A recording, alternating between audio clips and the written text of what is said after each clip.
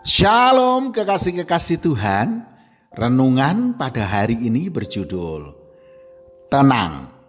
Sebelum kita mendengarkan renungan pada saat ini, seperti biasa kami mengajak kita semua untuk mengawalinya dengan berdoa. Bapa, di dalam nama Tuhan Yesus Kristus ya Roh Kudus, kami sadar di luar Engkau kami bukanlah siapa-siapa.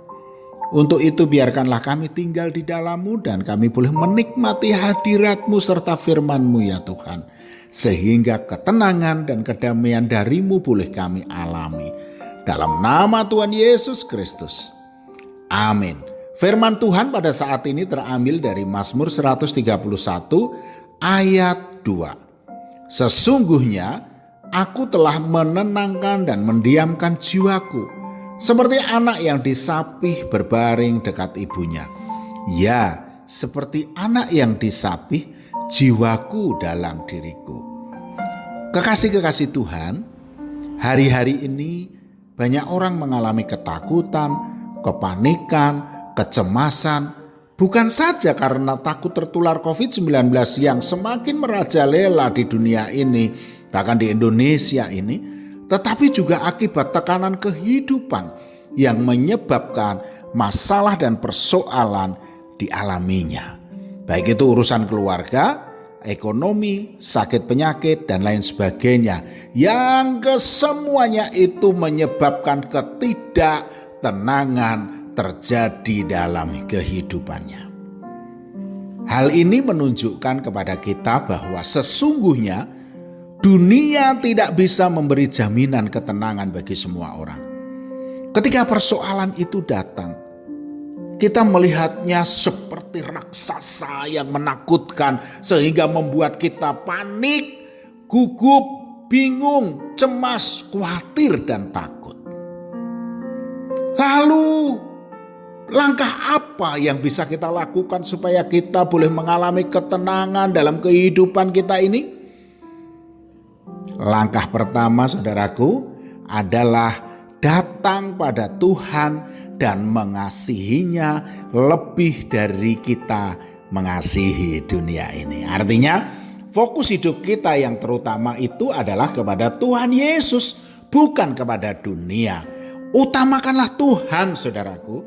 Jangan takut menghadapi kenyataan ini. Percayalah, ketika kita mengutamakan Tuhan, maka kasih Tuhan akan memelihara hidup kita. 1 Yohanes 2 ayat 15 mengatakan, janganlah kamu mengasihi dunia dan apa yang ada di dalamnya.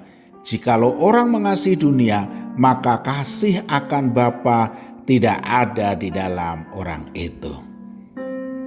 Selanjutnya pada langkah yang kedua, jangan mengandalkan manusia, tetapi berserulah kepada Tuhan.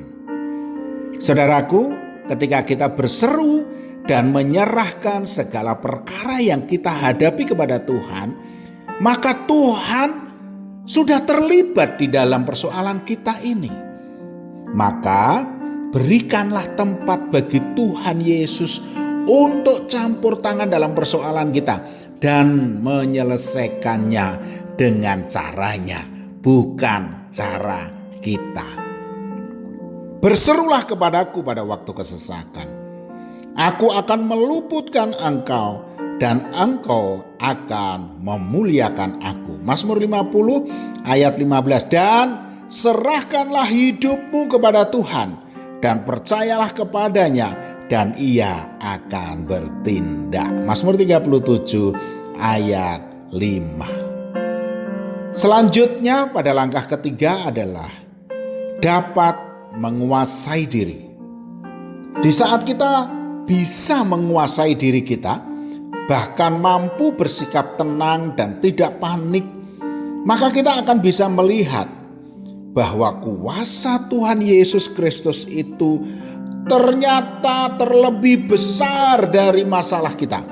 Dan kita tidak kehilangan fokus kita kepada Tuhan. 1 Petrus 4 ayat 7 mengatakan, kesudahan segala sesuatu sudah dekat. Karena itu, kuasailah dirimu dan jadilah tenang.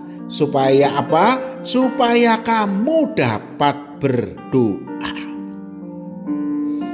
Saudaraku, seperti anak yang tinggal dalam pelukan ibunya, seperti itulah keadaan kita ketika kita tinggal di dalam Tuhan. Kedamaian dan ketenangan dapat kita alami oleh karena Tuhan memberi jaminan perlindungan kepada kita. Amin. Mari kita berdoa. Bapa, di dalam nama Tuhan Yesus Kristus ya Roh Kudus, kasih dan kuasa-Mu itu memenuhi hidup kami, sehingga kami semua boleh mengalami damai, sejahtera, dan ketenangan di dalam Engkau. Terima kasih ya Tuhan. Dalam nama Tuhan Yesus Kristus. Amin. Selamat beraktivitas dan tetap semangat. Tuhan Yesus Kristus memberkati.